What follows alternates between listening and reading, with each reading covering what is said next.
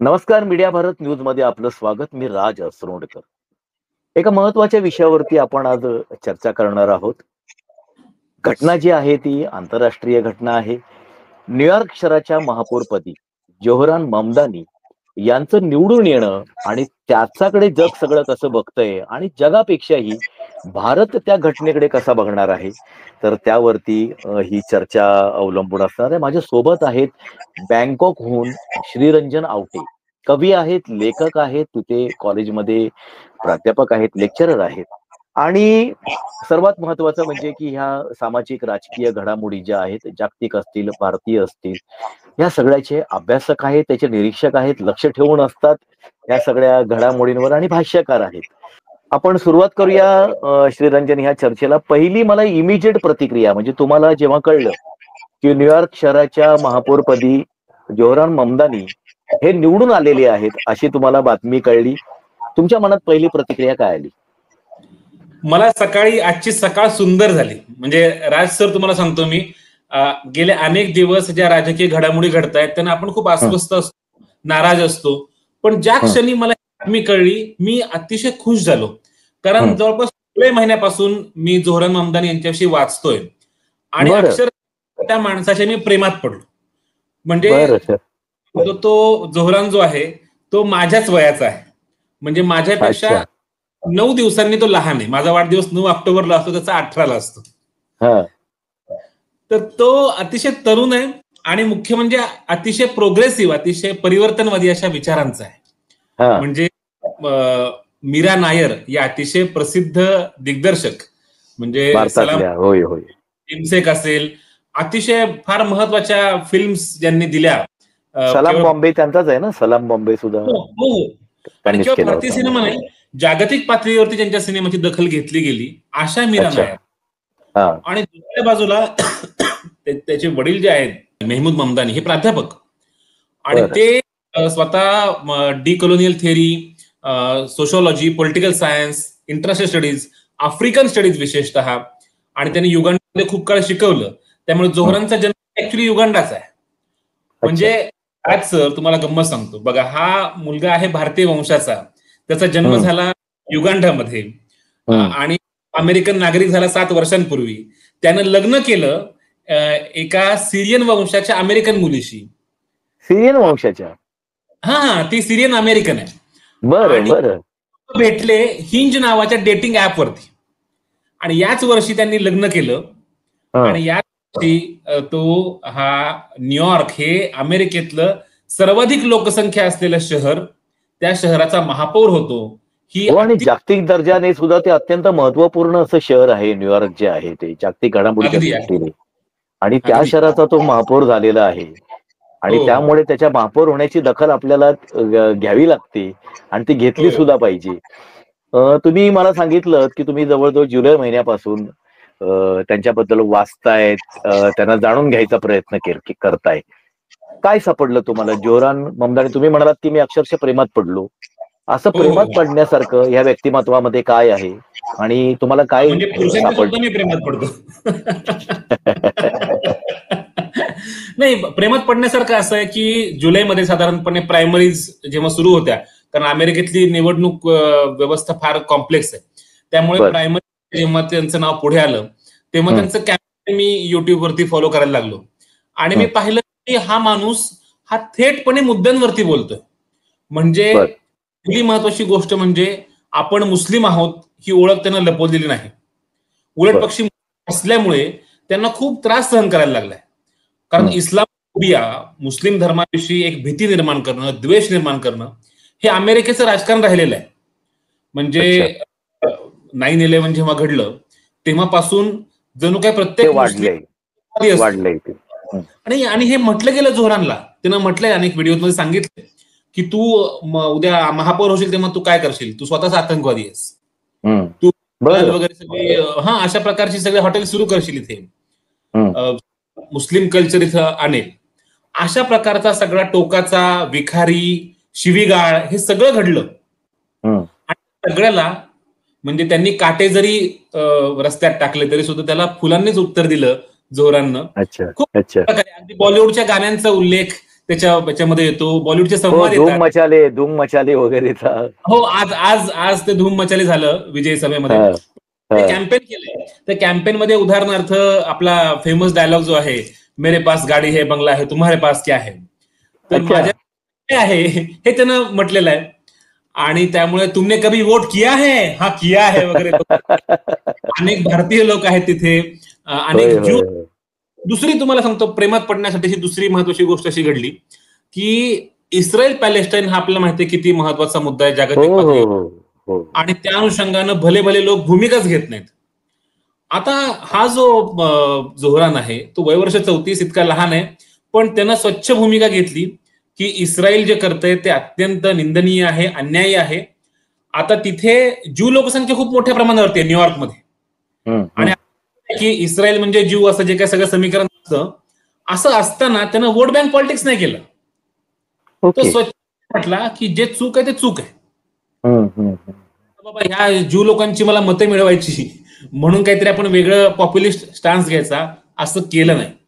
आणि तुम्हाला आश्चर्य वाटेल, तिथल्या ज्यू संघटनांनी आणि अनेक पुरोगामी ज्यू लोकांनी त्याला मतदान केलं, ओपनली बोललेत. होय, होय, होय. तर त्यामुळे मला हे वाटलं, अरे हे खूपच छान आहे. हा माणूस खुलेपणाने बोलतोय.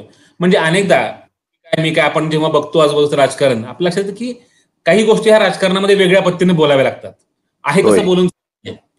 पण त्यानं एवढंच नव्हे, तिसरी महत्वाची गोष्ट मला सांगतो प्रेमात पडण्याची, की त्यानं चक्क श्रीमंतांच्या विरोधामध्ये मोर्चाच उघडला.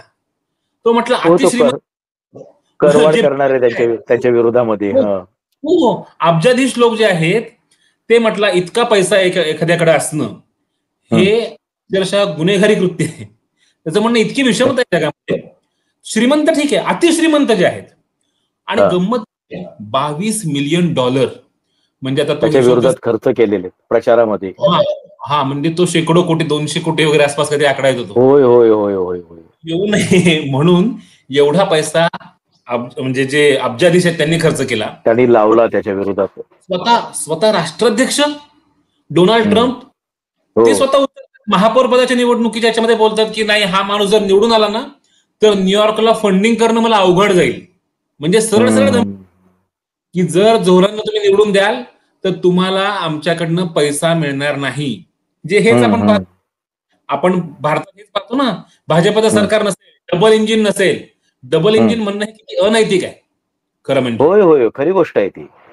आपल्याकडची जी संघराज्य मदत करणार, हे काय प्रकार आहे? संघराज्य संकल्पना जी आहे त्याच्याशी विसंगतच आहे अशा प्रकारचे स्टेटमेंट्स करणं. अगदी अगदी सर.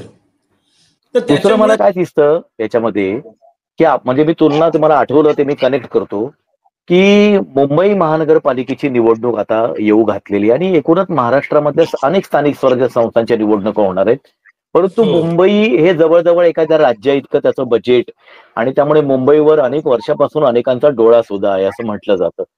तर त्या मुंबई महानगरपालिकेच्या निवडणुकीमध्ये भारतीय जनता पार्टी ही महाविकास आघाडीच्या घटक पक्षाबद्दल सरळ सरळ असा प्रचार करते, म्हणजे उद्धव ठाकरेंच्या विरोधात प्रचार करते की ह्यांची जर सत्ता आली तर मुंबईचा महापौर खान होईल, असं एक उघड प्रचार तिथे केला जातो.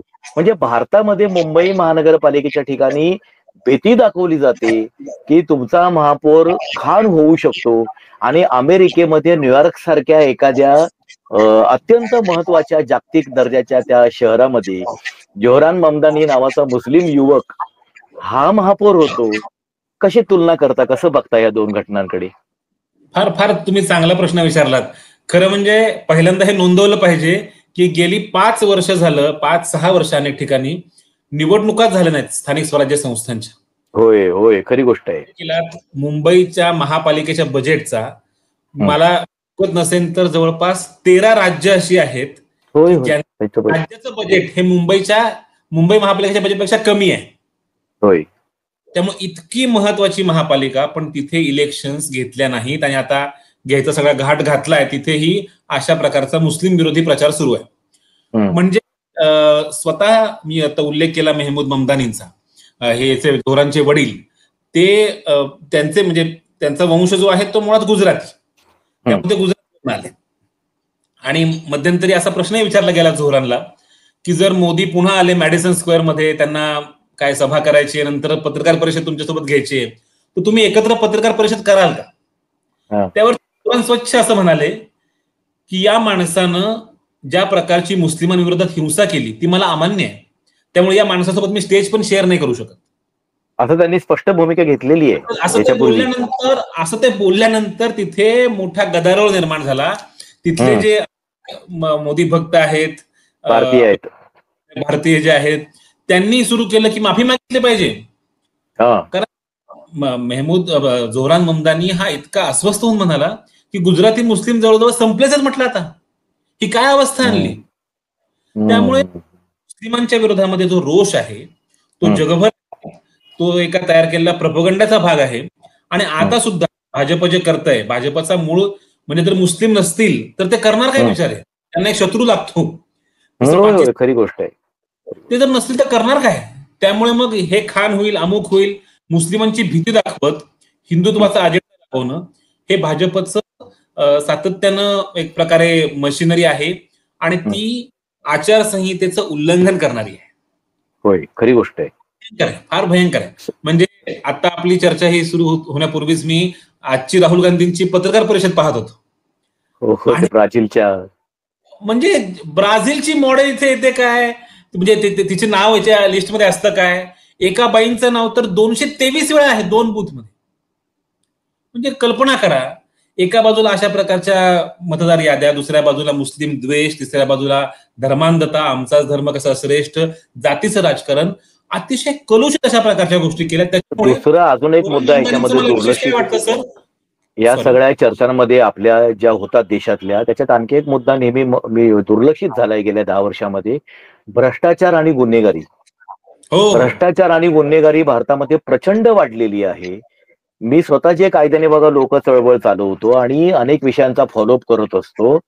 तर मला इथला अनुभव सध्याचा असा आहे की मी कायद्याने बघा लोक चळवळ ही चालू केली होती 2008-9 मध्ये, जेव्हा इथे काँग्रेस वगैरेची सत्ता होती देशामध्ये, तर त्यांच्या विरोधामध्ये आपण काम करायचो.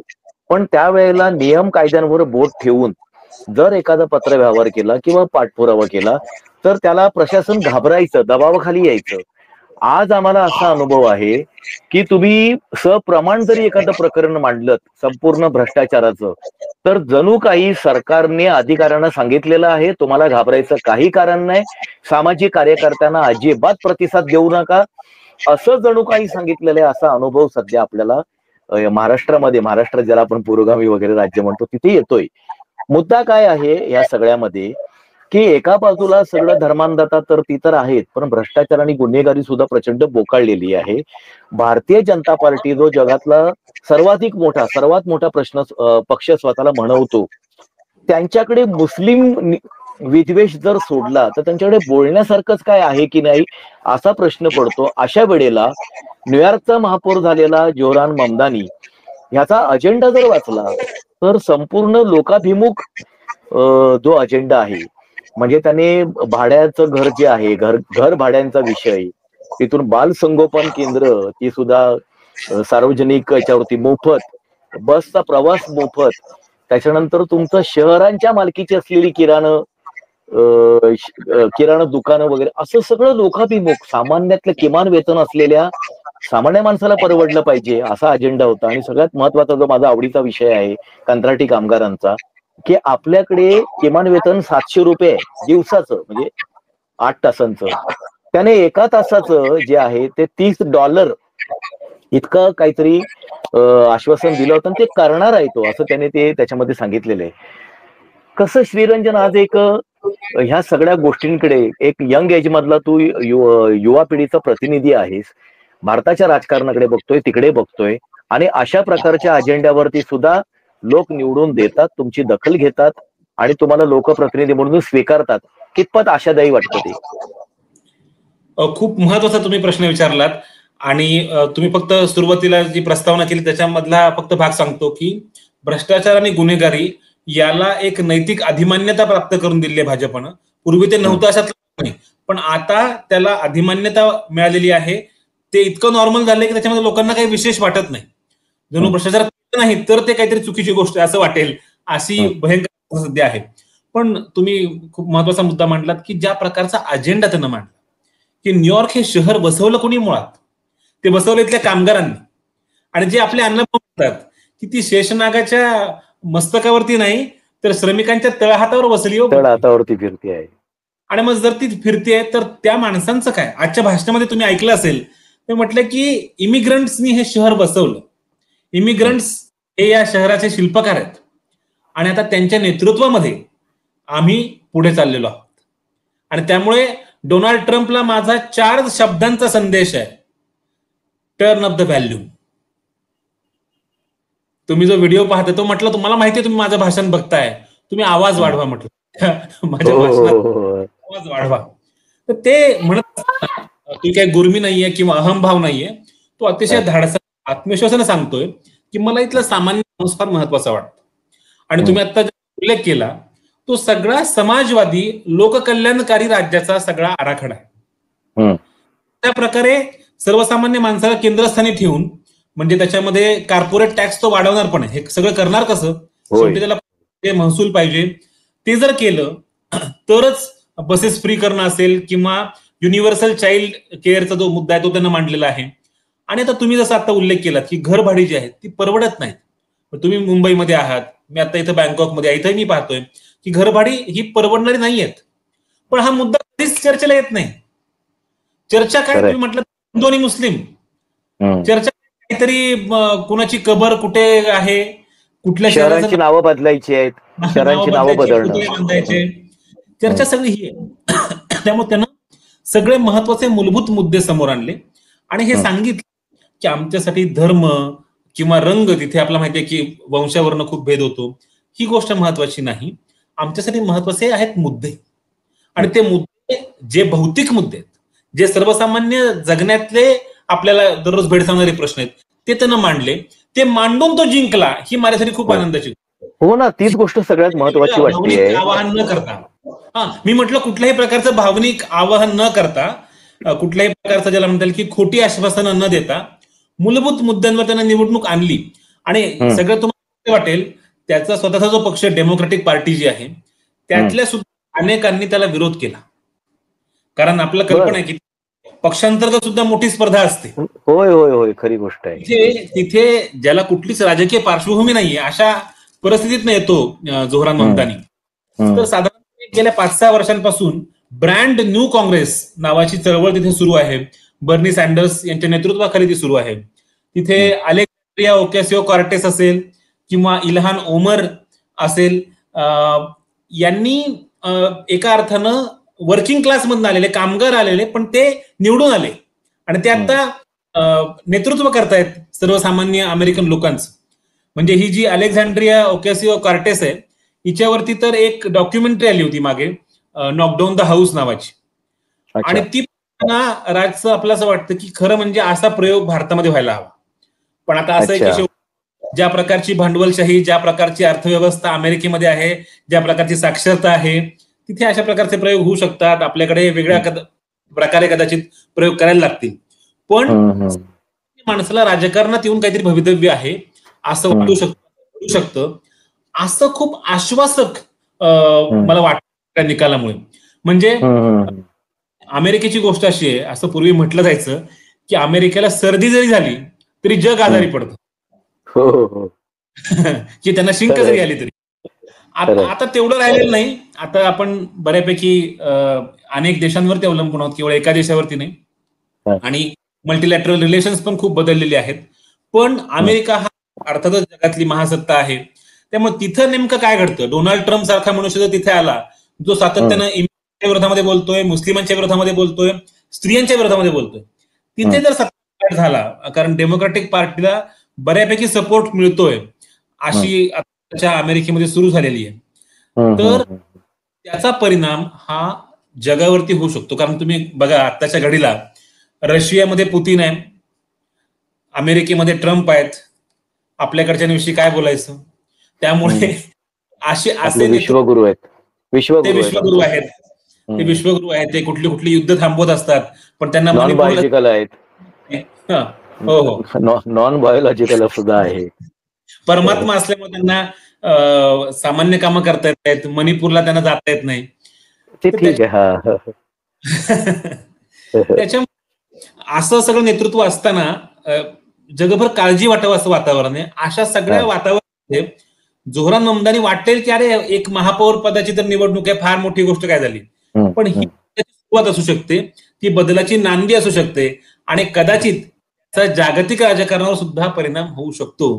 ही त्याचं विश्लेषण करताना सोशल मीडियामध्ये लोकांनी हा ट्रम्पच्या राजकारणाला नकार असं सुद्धा त्याचं विश्लेषण या विजयाचं केलेलं आहे. अगदी अगदी प्रश्नच नाही. कारण ट्रम्प सारखा इतका शक्तिशाली माणूस, तुम्ही विचार करा की सगळे अब्जाधीश एका बाजूला आहेत आणि सर्वसामान्य म्हणतोय की नाही आम्ही ह्या माणसाला निवडून देणार. तो भले इस्रायलच्या विरोधामध्ये भूमिका घेतोय, तो मुस्लिम असलं तर सांगतोय आणि तो ओपनली मोदींवर सुद्धा टीका करतोय. हे सगळं करत आणि कॉर्पोरेट टॅक्स वाढवणार वगैरे म्हणजे ज्याला म्हणता येईल पॉलिटिकल इनकरेक्ट, सगळं पॉलिटिकल इनकरेक्ट बोलतोय आणि तरी सुद्धा हा माणूस निवडून येऊ शकतो. की अमेरिकेतले सगळेच लोक काही मूर्ख नाहीत. अमेरिकेत म्हणजे मला पूर्वी तर फार असं वाटायचं 2016 पूर्वी की अमेरिकेतले लोक हे आपल्यापेक्षा हुशार आहेत, आपल्यापेक्षा स्मार्ट आहेत, त्यांचं नॉलेज अधिक आहे, असा एक माझा आपला समज होता. पण 16 ट्रम्प निवडून आले त्यानंतर माझा पूर झाला. मग मला वाटलं की अरे कदाचित त्यांनी एक वेळा चूक केली, 20ला बायडन आले, म्हटलं ठीक आहे हरकत नाही, त्यांनी किमान चूक काढली, पण पुन्हा चूक घडली 24 साली आणि त्याच्यामुळे आपल्याकडे तर म्हणजे चुकांची हॅट्रिक झालेली. त्याच्यामुळे आता आपल्याला सुद्धा चूक सुधारावी लागेल आणि सर्वसामान्य लोकांपर्यंत अशा प्रकारचं लोकाभिमुख, तुम्ही जसं म्हटलात सरकारी आणि कामगार, सर्वसामान्य माणूस, स्त्रिया, दलित, आदिवासी यांना केंद्रस्थानी ठेवून कशा प्रकारचं राजकारण करता येईल याचा विचार या निमित्तानं झाला. तर मला असं वाटतं की ममदानींचा विजय हा खऱ्या अर्थानं आपण सेलिब्रेट करू. दुसरा एक त्याच्यामध्ये शेवटचा मुद्दा मी घेतो या चर्चेमधला की सुरुवातीला त्यांच्यावरती मुस्लिम म्हणून अटॅक झाला, त्या पद्धतीने त्यांना डॅमेज करण्याचा प्रयत्न झाला. त्यांचे जे प्रतिस्पर्धी होते त्यांच्यावरती लैंगिक शोषणाचा आरोप होता, तर तो सुद्धा बाजूला सारून जोहरान ममदानी यांचं मुस्लिम असणं हे सगळं केंद्रस्थानी ठेवून त्यांच्यावरती अटॅक सुरू होता. तर ते सगळं असफल झाल्यानंतर आणि आज जोहरान ममदानी निवडून आल्यानंतर न्यूयॉर्क मधली जी मोठी धनदांडगी आहे, तिथला जो बिझनेसमन आहेत, व्यापार करणारे लोक आहेत, ते त्यांच्या धोरणामुळे हे शहर सोडून जातील आणि त्याचा न्यूयॉर्कच्या अर्थव्यवस्थेवरती विपरीत परिणाम होईल अशी सुद्धा आता चर्चा तिथल्या लोकांनी, अनेक लोकांनी, टीकाकारांनी सुरू केलेली आहे. तुम्ही कसं बघता, तुमचं काय आकलन आहे याच्याबद्दलचं?